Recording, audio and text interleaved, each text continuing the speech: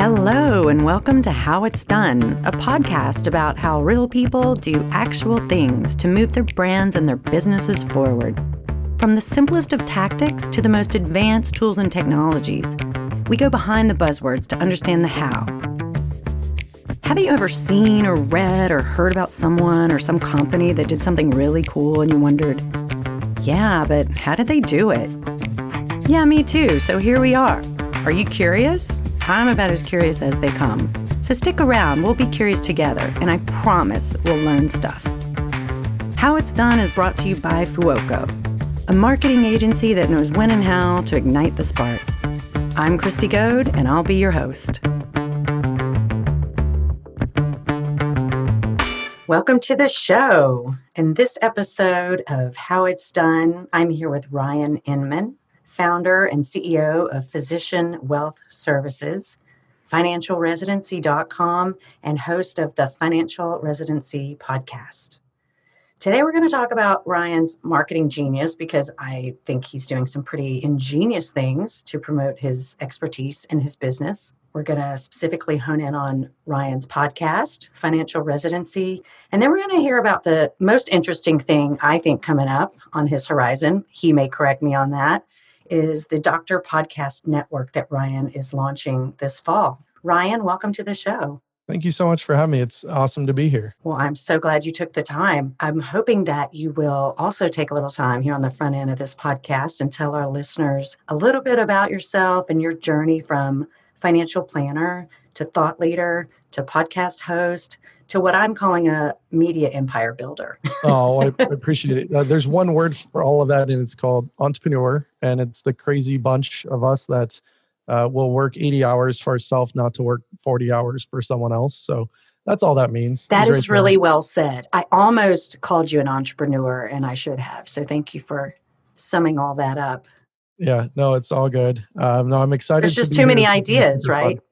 There's a lot of ideas. There's always, I feel like, never enough time. And then I always get another idea and I'm like, well, this could work too.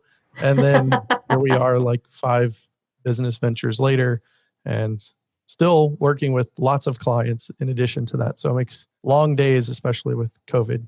Yeah, that is amazing. I'm super interested. Can you just tell us a little bit about your entrepreneurism then? Yeah, no, I'm happy to do it. So my day job is I'm a fee-only financial planner for physicians. I work with physicians all across the country, hundreds of them. And I really got into that. I've always been a money nerd, but I'm married to a pediatric pulmonologist. My wife, Taylor, works for the U.S. Navy here in San Diego. And we've been together since we were 18. So I joke with her and say, wow. I have the M and MD, and she gets super annoyed because I'm no way qualified to be anything close to an MD, even though I talk with a lot of them. All my friends are doctors. I'm the weirdo that just hangs out with all doctors. But that's really kind of how I got into planning just specifically for physicians. But I've always been a self-proclaimed money nerd. I was the kid at 13 that begged my mom to let me open a TD Ameritrade account so I could trade stocks with my summer money that I earned. That is awesome. Doing chores and things. So yeah, so I combine the kind of two together. So your parents aren't at all surprised by, the path your life has taken? A little bit, because my entire family is a bunch of entrepreneurs, but they're all in real estate. And so they think I'm crazy dealing in personal finance. They're like, the stock market and listening to people talk about what? Why don't you just invest in property? And I'm like, because I do, but it doesn't excite me as much as helping people that are like us, physician families, really take control of their finances, work through their goals, their dreams, that path, get them down the right path. And just kind of help them figure out like what they're doing with the now salaries that they're earning after training. And yeah, it's been amazing. Well, it's interesting that, that you say that, because being someone who my day job is healthcare marketing. So throughout the years, and I live in Nashville, which is the for-profit healthcare services capital of the world, basically. And so there's all of these companies that have grown and exploded, and that because they're basically buying out doctors, and they talk about how doctors are great at medicine, but they suck at business. It's not their training. So, it sounds like you are doing the Lord's work over there. Well, not necessarily. It's tough work. It's fun work. I do love what I do. Like it was one of those things when we had my son a little over 5 years ago that I was commuting, I was working for someone else. And I was like, this is not me. I want to do what I want to do. And I just am lucky that lots of people want to work with us as well. So it's been super fun. But unfortunately, yeah, physicians, they're not trained in personal finance. They're not experts in it. And unfortunately that their training, they never actually received that, right? In residency or med school. I mean, all of us should be learning this stuff in junior high and high school. Yeah. Yeah. Everything, but we're not. But then physicians come out with high six-figure incomes and are expected to understand personal finance and running a business and all of that when they've been highly trained, specifically in the field of medicine, not in the field of business. Yeah. So unfortunately, sometimes they get taken advantage of, or they hurt themselves. And I call it being an ostrich. You shove your head in the sand and you figure it out later, and then later never comes. And then all of a sudden you're sitting here at 60, 65 going, oh, I can't retire. And I've been making this really healthy income the whole time. So that's kind of my mission, especially with my podcast, to educate physicians in financial literacy. So I kind of say I go 5 feet down and a mile long. I want to touch on everything that deals with personal finance, so they're at least armed enough to make somewhat educated decisions around finance. They don't feel, overwhelmed. They don't feel confused, and that, increases their financial acumen a little bit. So how did you then go from being a financial planner focused on physicians to realizing that, oh, hey, maybe I need this thing called financial residency? And help me understand, did it start as a podcast? Did it start as a website where you were just producing content and then grew into a podcast? Where did that idea come from? Obviously, you needed some marketing for your practice. Yeah. So the idea is that, again, all my friends are doctors, or they're financial planners as well. But I mean, when you're married to medicine, it ends up being that all the conversations around with friends and dinner table and lunches are just disgusting, because I visually see them. They're like, oh, we just tapped some kid's head. And I was like, whoa, like, I don't want to hear about this anymore. Like, cut it out. I've now got thicker skin after almost 2 decades of it. But all of our friends are asking us questions through med school, through residency, through fellowship. Hey, I've got student debt. Hey, I've got this. And I'm like, isn't there anyone helping you like through these things? And sad truth is no. Most financial planners have $500,000 or $1 million minimums, 97 or more percent. NAFA did a study. So they're fee-based planners. So they're selling products, earning commissions and kickbacks, which is something I don't do as a fee-only planner. I'm only paid what is in my client agreement, which is a fixed flat fee. I don't even charge like a percentage to manage money, which is kind of unheard of. I was going to say that sounds unheard of.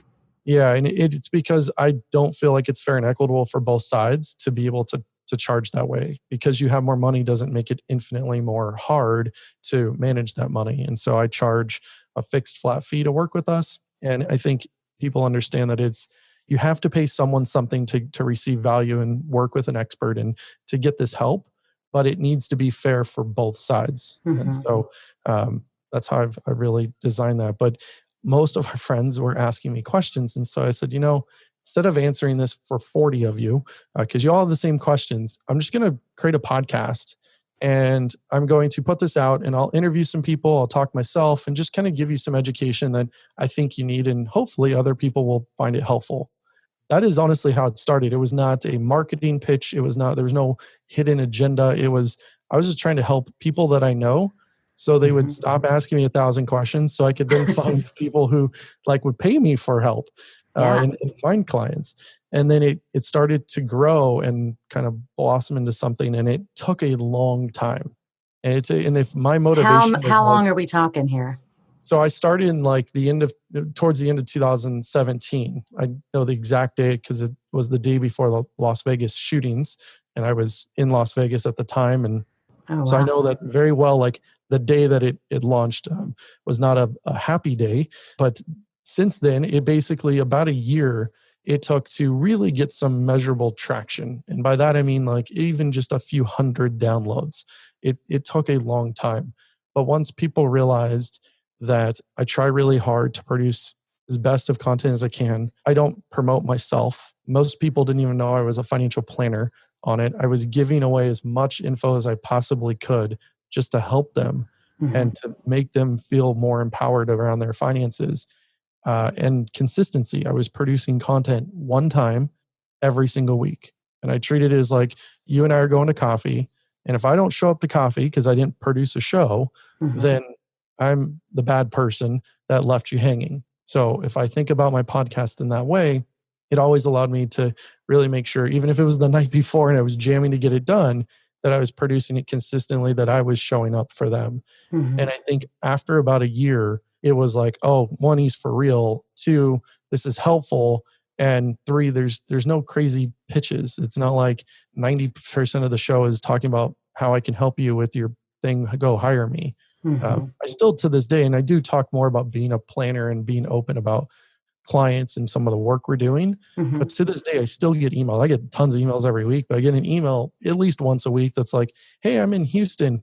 Do you know of any financial planners that work like you, but in this town? I'm like, well, I'm SEC registered. I can work all around the country. Oh, I had no idea. It's still after hundreds and hundreds of episodes, and I produce multiple shows a week now. And it's because I don't pitch things. I'm really just there trying to help. And I think that's why it's actually grown to what it's grown to. That's awesome. How do you come up with your content each week? Did you sit down at the beginning and map out like, okay, these are the number one things I get asked about, and that's really how you started? In the beginning, it was like, well, what are the questions they're asking? What do you want to learn on? Maybe I can go find a guest to kind of talk through. Because in the beginning, I'm a really introverted person. Like you get me in front of like 40 people in person. Yeah. 40 people in person. And I'm like, like I'm not that great. I'm much better now. But like years ago, like it was terrible. And so when we like thought, okay, I'm gonna launch this podcast. One, my wife was like, who's gonna listen to you? I was like, I don't know. But hopefully You're they like, stop asking hopefully all your friends. Provides value to them. And then hopefully they tell people and it grows. It's super cutthroat in my house, by the way. Like, who's gonna, right? But the idea was to be able to just provide that value to them, and hopefully it kind of take a trajectory that was positive, that would keep me going as well. Because it's hard. I mean, putting on a podcast is a lot of work, and you don't see it really is right away. And there's a lot of things behind the scenes. It's not just like you push play and you record and then you let it go. You want to make sure that you're planning it out. So when I was going through, I was answering their questions, and then I started to find guests who were reaching out to me, and I would say no most of the time, but every once in a while there was a guest I'm like, you'd be great, like to get in front of this audience and be able to help them with whatever they have. So in the beginning, year and a half, that's how it went. Now in December, I plan out the year's worth of content. So December of 2019, I knew every topic I was going to talk on for 2020. Doesn't mean I recorded it all then. I knew certain months or certain things. So like we're recording in August of 2020. August of 2020 for me is all about tax planning and tax preparation. We just actually launched the tax side of our business. And so I knew that if we can produce a lot of high quality content around tax, that it would help a lot of people and get some attention to our tax practice. So I try to plan it out as far in advance as I can. And then it has just been the added benefit that it is helping drive your business, the content that you are producing. It's definitely morphed. So in the beginning, it was like, I just am sitting here trying to help like my select group of friends. And I told my wife when I launched this, I was like, if I had 250 people that actually listen to me, one, that's terrifying that there's that many people. Because if you think that is a giant, giant room of people, that is terrifying to me. And it was even in the beginning, as it started to grow, I was pushing record going, I'm going to push record. And there's going to be 200 people that are going to listen to this. That's a little scary. It's a little intimidating. Like I got to step up my game. And so I was always making sure to like do better, just to drive. I'm really competitive with myself. And so I'm always like, how can I make this better? What can I do to put into the podcast to make this thing really beneficial and provide a ton of value to where people have to share this because they said, holy crap, this is amazing. Bob, Jane, whoever, check this out. And they send it. I don't like asking people to do things. So it's grown literally by word of mouth. I think maybe 5 times I've asked for someone to share the show. That's it. Because you don't go social media and promote via that way. We say, hey, this is like for people in our community. Hey, this is the content that's come out. And I found that it wasn't actually effective. I feel like it's everyone on Twitter with the megaphone screaming, "Look at me, me, me," and I'm just not that person.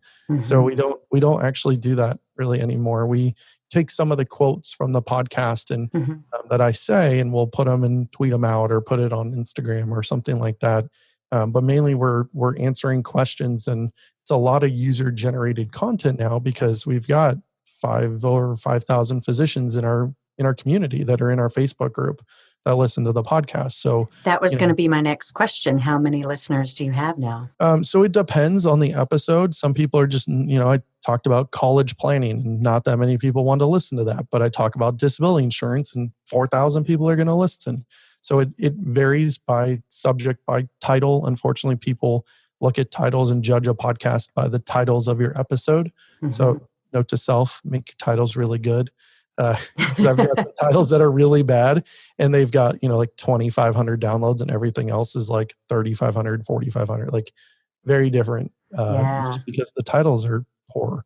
You gotta lure them in. It's unfortunate that that's the case, but yeah, I mean, you're putting a lot of hard, time and blood, sweat, and tears into it. You want to make sure that as many people are seeing and getting value from the content you're doing. So if you have to, I'm not saying make it clickbaity, but if you have to entice them by having some catchy title, you probably want to do that. On one of our shows, I think it's a Mike Tyson quote it's something like, it's all funny until you get popped in the mouth or punched in the mouth.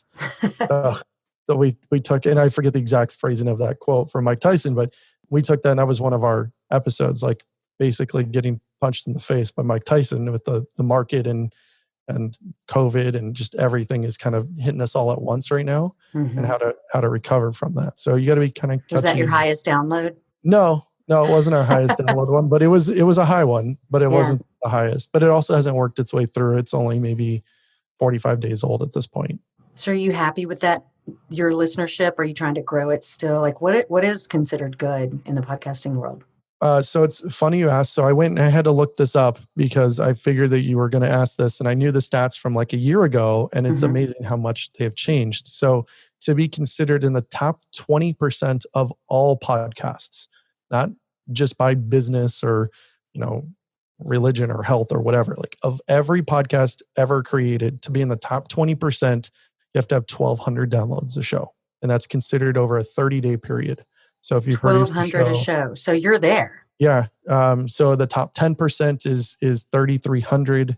The top 5% is 8,500. The top 2% is 21,000, and the top 1% is 37,000. And that's in a 30-day period. So if your show released, let's say August 1st, and by September 1st, if you've got 500 downloads, you're in the top 10% of all podcasts produced, which there's approaching 1 million podcasts now. That's awesome. Well done. Yeah, it's fun. It's kind of crazy to think something super niche is talking to, mostly early career physicians on personal finance. I'd be in the top 10% of all podcasts produced, but somehow we're here. And my wife is like, I still don't understand why everyone listens to you. But every once in a while, I'll get in a car and I catch her listening to the show. So, well, I just wonder, I don't have to be a doctor to listen to it and get some financial wisdom from it, right?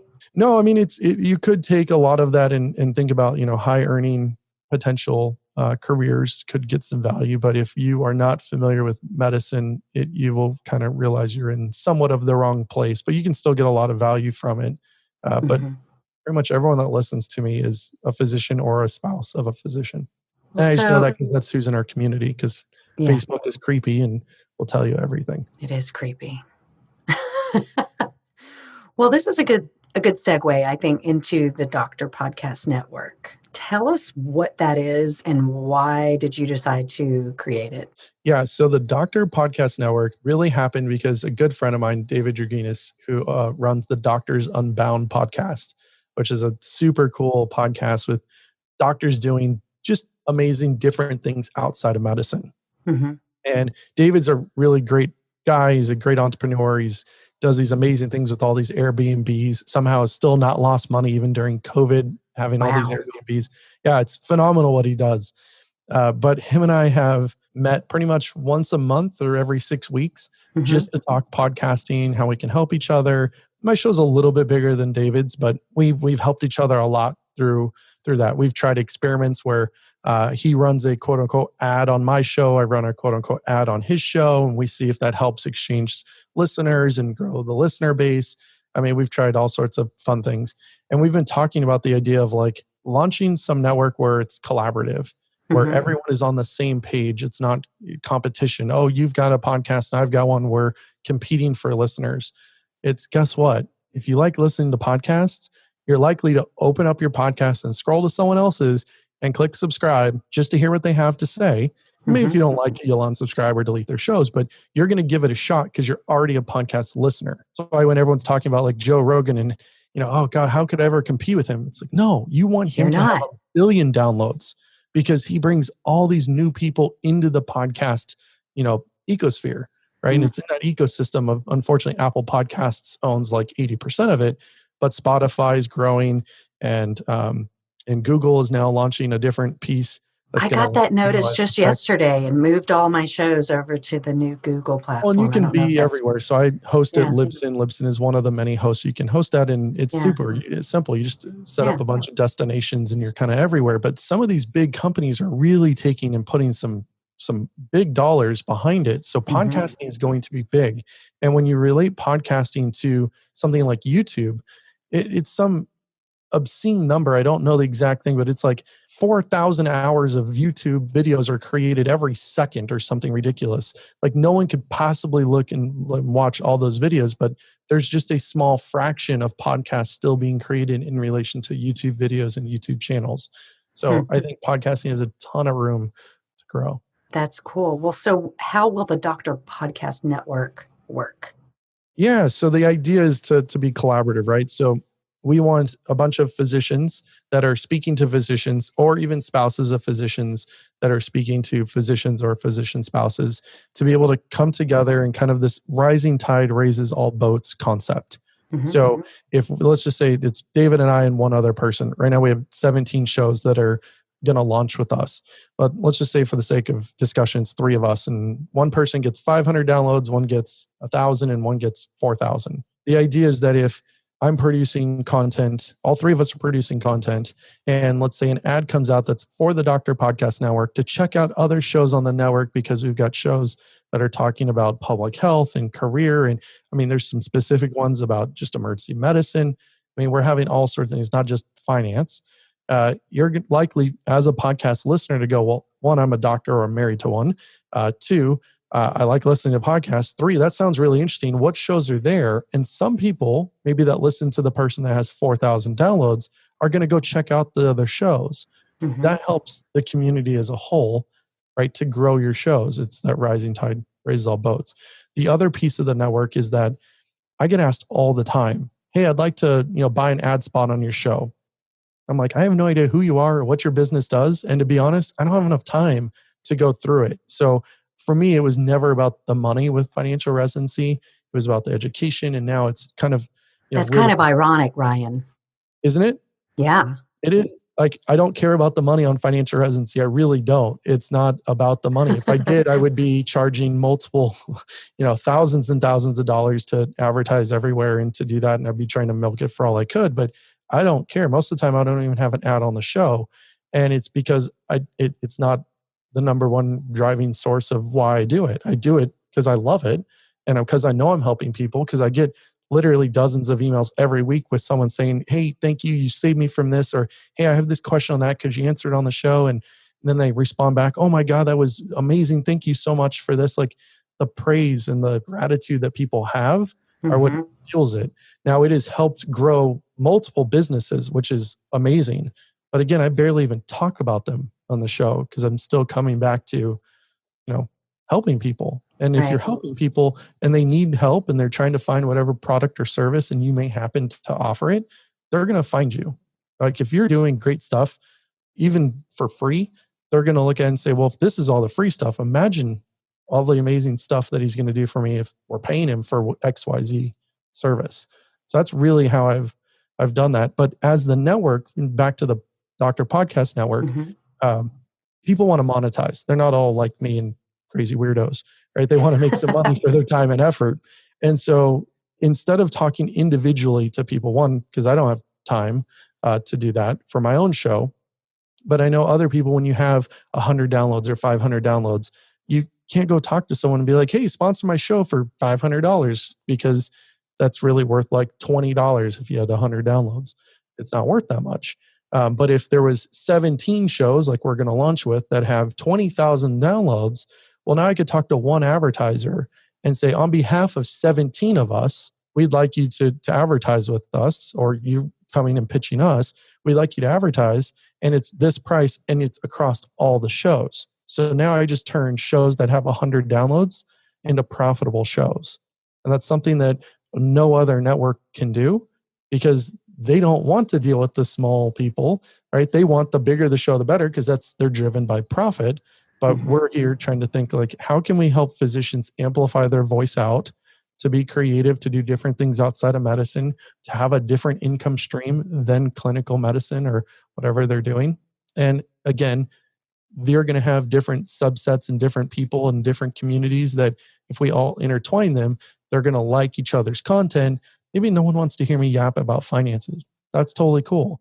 But maybe they want to hear about David's show where he's talking about amazing things that physicians are doing outside of medicine. Well, then his show will rise up and everyone wins. So that's really the two-pronged approach to the network, is to help physicians get a bigger voice, to help that, rising tide raise all boats concept. I keep saying it, but it's true. And then to help be able to monetize and help people be able to, really earn some money outside of clinical medicine. So if you're someone, in the agency world like myself, and you're what kinds of people or companies would most likely advertise? These are people that are trying to reach a physician audience, obviously. So who would be like your ideal advertisers, for example?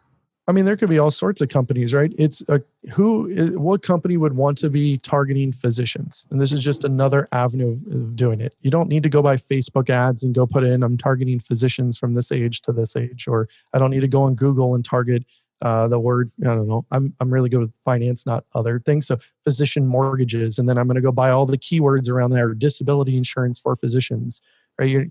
If you're going and buying ads somewhere else, trying to get in front of physicians, then this is the advertising avenue that you'd like to go for audio, because we're going to have 20,000 physicians or spouses of physicians listening to a wide variety of shows. And so the idea is that when we want to work with an agency, they come in, you're not cherry picking shows, you're buying the network itself, and you're able to not just talk to one person and you have to do it 17 different times. You're talking to one person to be on 17 different shows. So it's actually a lot easier and smoother. So I was approached by Airbnb last year to advertise on my show. And they said, yeah, we want to be in front of more physicians. This sounds great. And of course I was like, well, it's not about the money, but Airbnb, that's a big company. Like, that just sounds cool, because now I could say Airbnb wanted to sponsor my show. Yeah, it's awesome. I had them on for 4 shows. I gave them a price. They immediately said yes. I was like, shoot, probably should have said more. Priced it too low. Definitely priced it too low. And we had a great experience. And they came back and said, yeah, this was great. Everything worked well, but it was just too small for us. And I was like, I have 3,000 downloads a show right now. Like, what do you? They're like, yeah, we thought we'd try it out, but we're really looking for like basically that top 2% of shows, 20,000 and plus. And it just wasn't worth their time to keep negotiating with me as a small show. A little deflating, right? But now if I can come back and say, well, Airbnb's having some trouble due to COVID, but if I came back and said, hey, I am now on behalf of 20,000 downloads a show and 17 shows, I now have a lot more, say at the table, because we're controlling a lot more listeners. And, this is just the beginning. There's networks out there that have been doing, something somewhat similar that are a fraction of the size.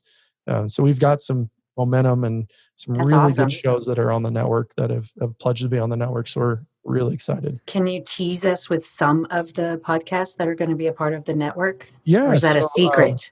No, it's okay. I'll tell you some of the ones that I think they'd be okay talking about. So obviously my show, Financial Residency.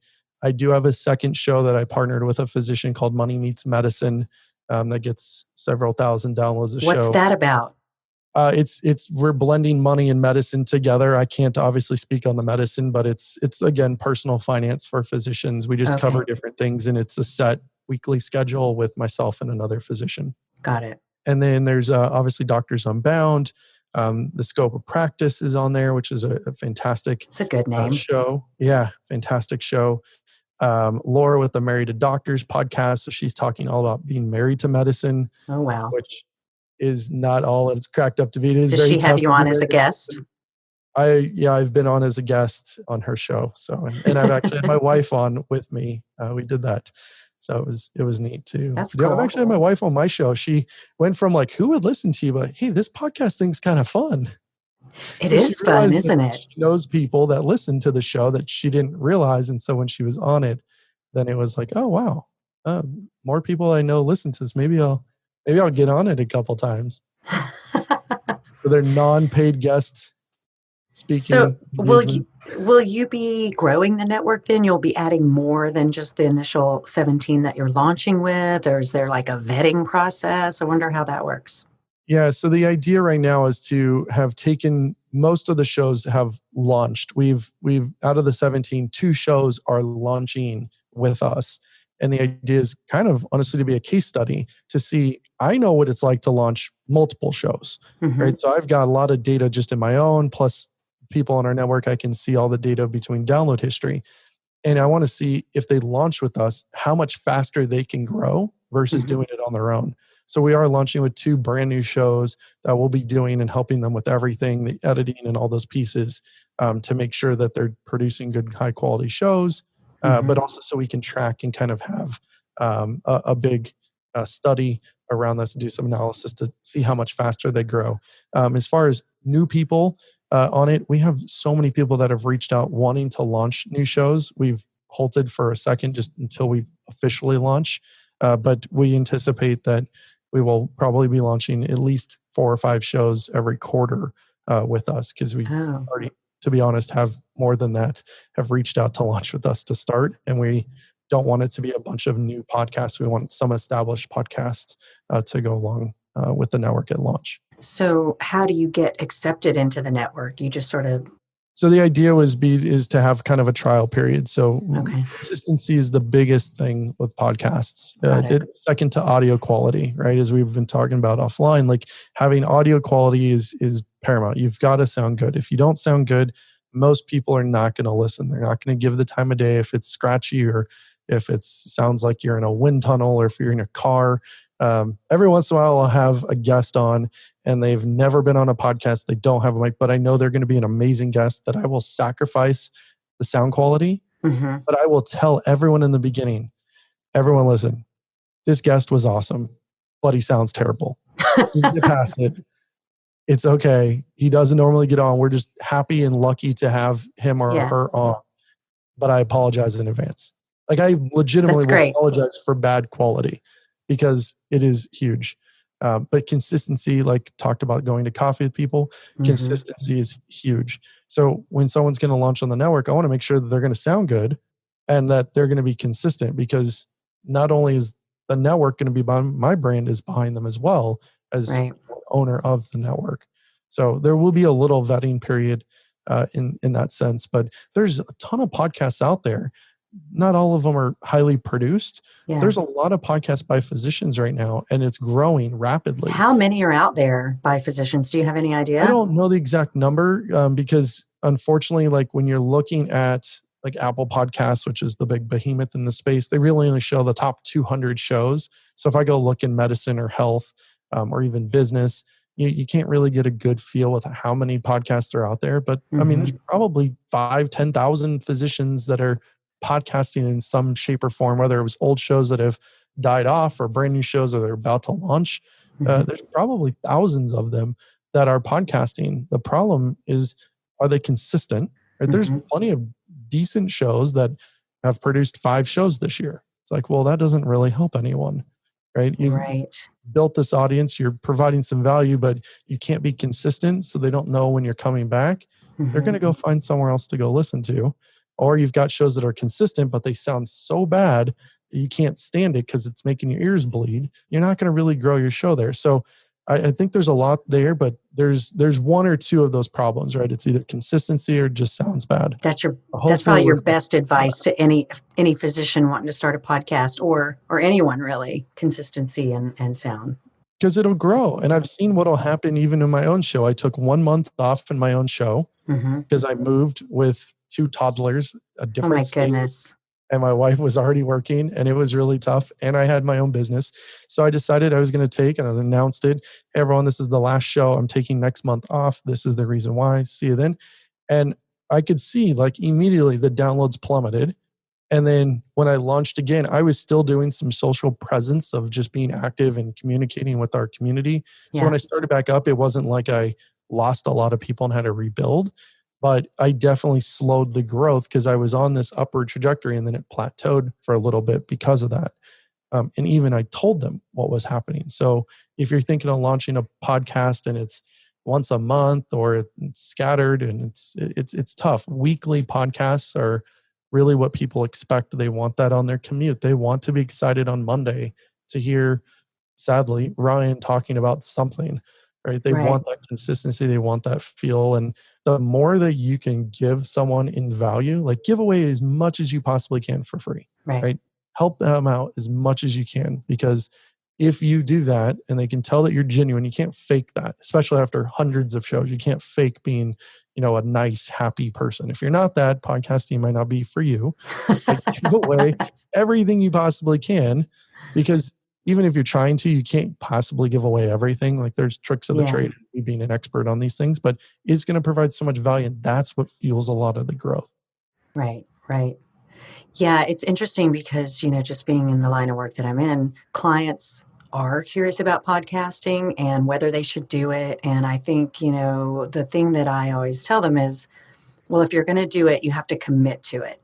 It's not just a 1 or 2 time thing or a twice a year thing.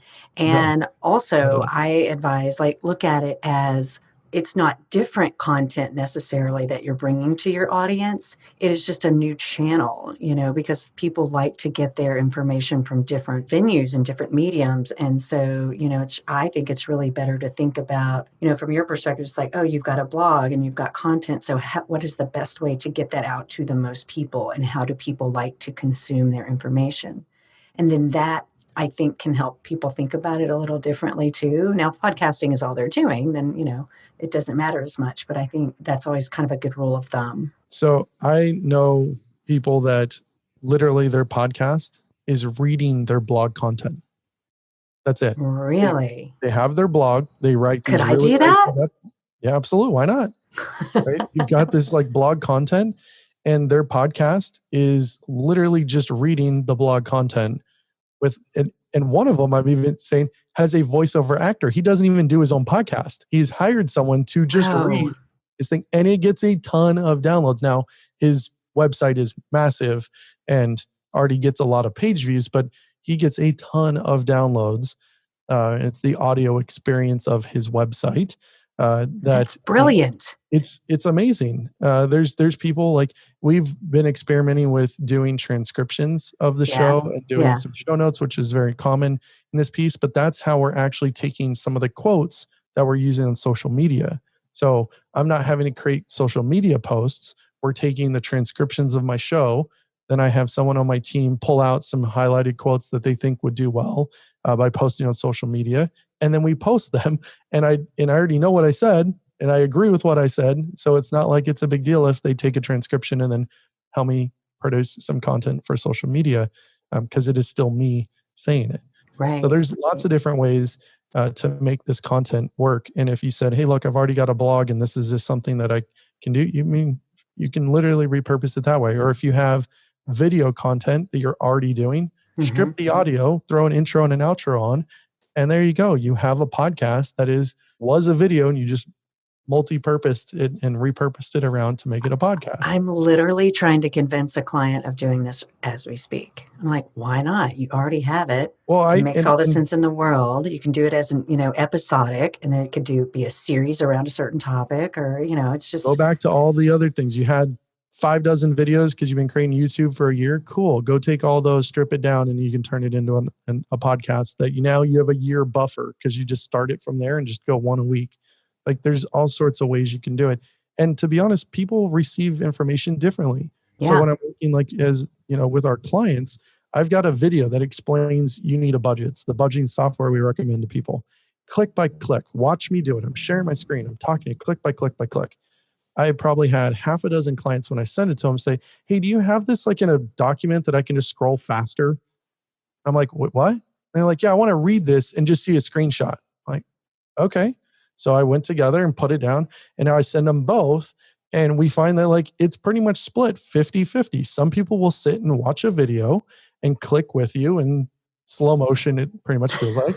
And there's some that'll just open it up on 2 screens, and look at it, look at it, and just scroll and go twice as fast. People receive information differently. It's the same content. And this is internal. This is what I'm giving to a client to get set up with some software. But it's the same thing when you're marketing to someone and talking about a certain thing and you're teaching them something.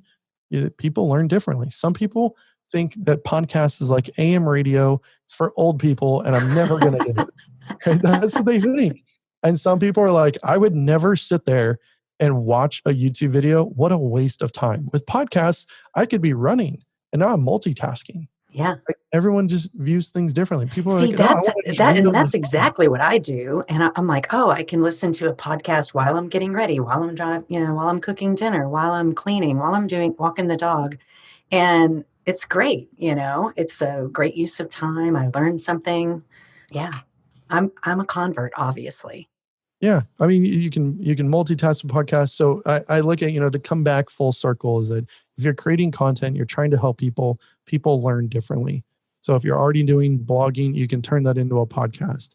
Like I said, if you have money, you can even outsource it to someone and have it sound, like a super cool, hey, ad on listen, TV. Can I throw a plug out there? Because I have long really, really wanted to be a voiceover person, and people my whole life have said, oh, you should do voiceover.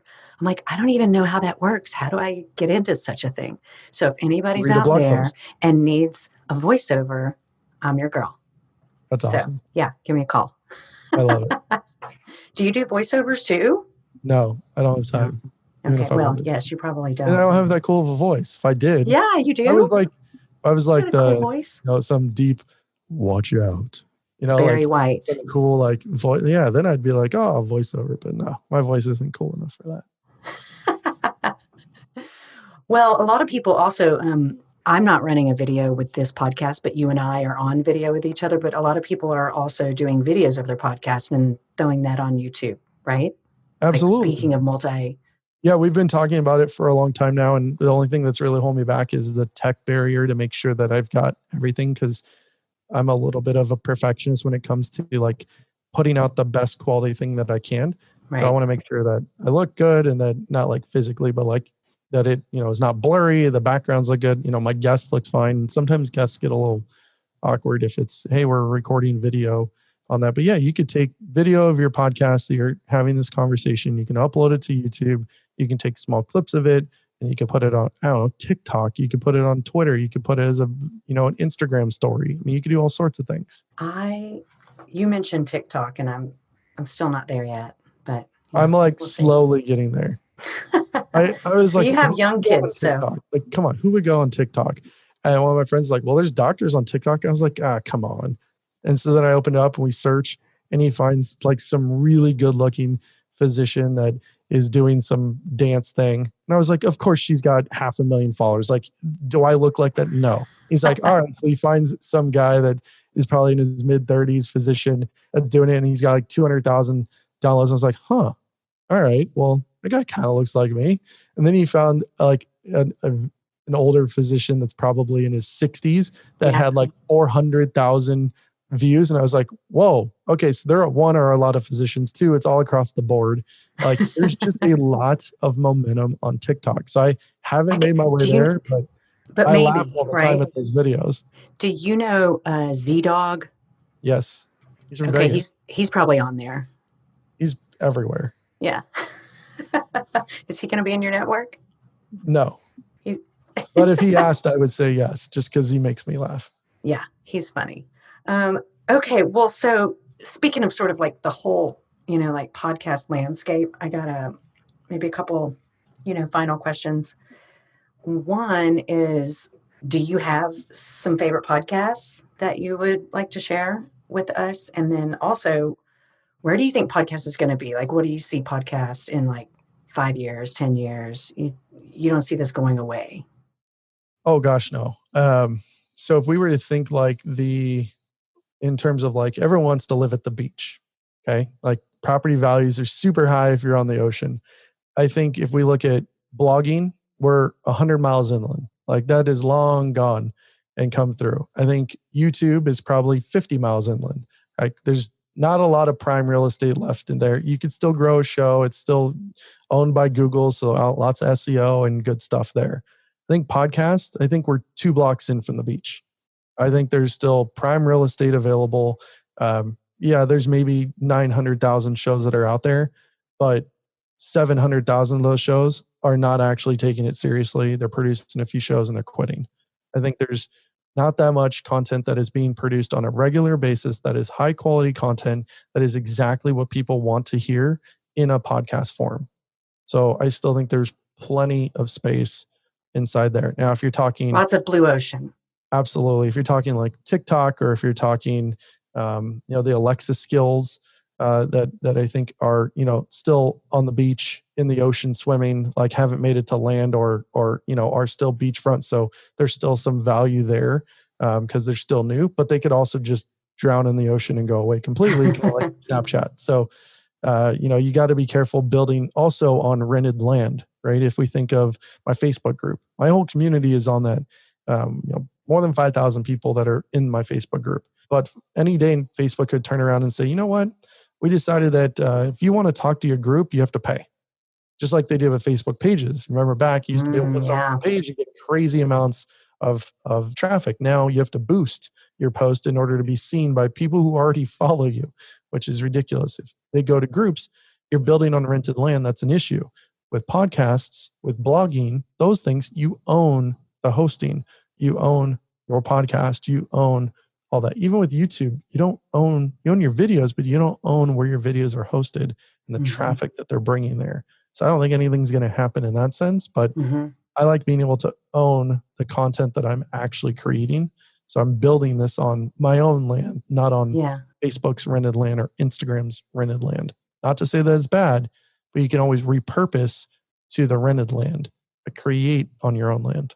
Hey, speaking of that, I forgot to ask you for the Doctor Podcast Network. You're launching in September, I think you said, but how can people find that? Where is your real estate? We're launching September 1st as a soft launch. Our official launch is going to be January 1st. Okay. And we are pretty secret about it right now, but it will be at drpodcastnetwork.com. It's just not out yet. Got it.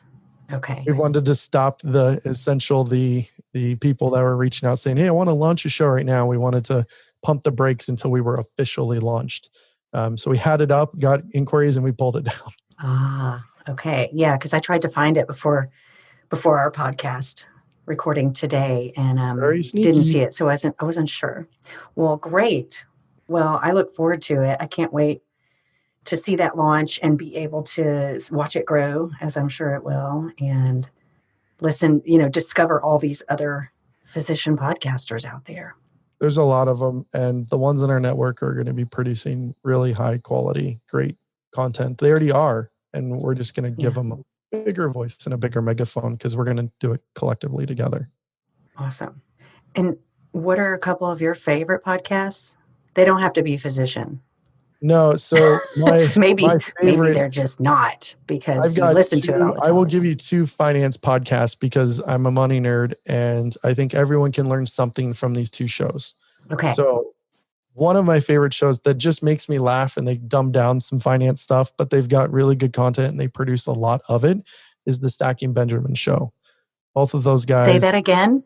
The Stacking Benjamins Show. Got it. Okay. They are a massive podcast, widely successful, have lots of good jokes, and they make finance really fun. That's awesome. I'm definitely going to check that out. Joe and OD do a great job, and I'm big friends. They're big fans. They're friends of mine. I love what they do, and they're thought leaders like in the finance space. They're pushing all the boundaries, so they're fun to listen to. So what a great title! Yeah, if you want a funny finance show, check them out. If you want to really learn about personal finance and actually get into the thick of personal finance in a fun manner, but still learn a lot. The Retirement Answer Man with Roger Whitney. He's producing one time a week. It's really, really high quality. And I mean, I love listening to that show because sometimes I pick up stuff on it, but I like it because I like listening to how he designs his show too.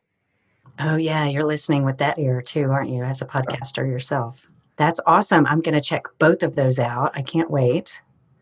I've really enjoyed talking to you and learning from you, and thanks for the tips that you've given me just in the last hour. It's great. Of course.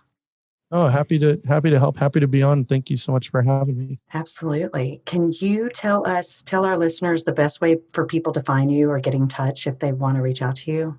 Yeah. So my financial planning firm is called Physician Wealth Services at physicianwealthservices.com. My podcast is Financial Residency. As well as Money Meets Medicine. I have those two podcasts that go out in total 3 times a week, Monday, Wednesday, Friday. Everything's kind of housed at financialresidency.com. And the Doctor Podcast Network will be at drpodcastnetwork.com, but it will not be out for at least a little bit longer until we have our soft launch and all of our members are out and everything is perfect. Awesome. Well, thank you, Ryan. I wish you well. I'm sure it's going to be fantastic. I appreciate you being on the show and shining a light on how you do what you do and sharing all that with our listeners. Of course. Well, thank you for having me. Well, folks, that wraps up this episode of How It's Done.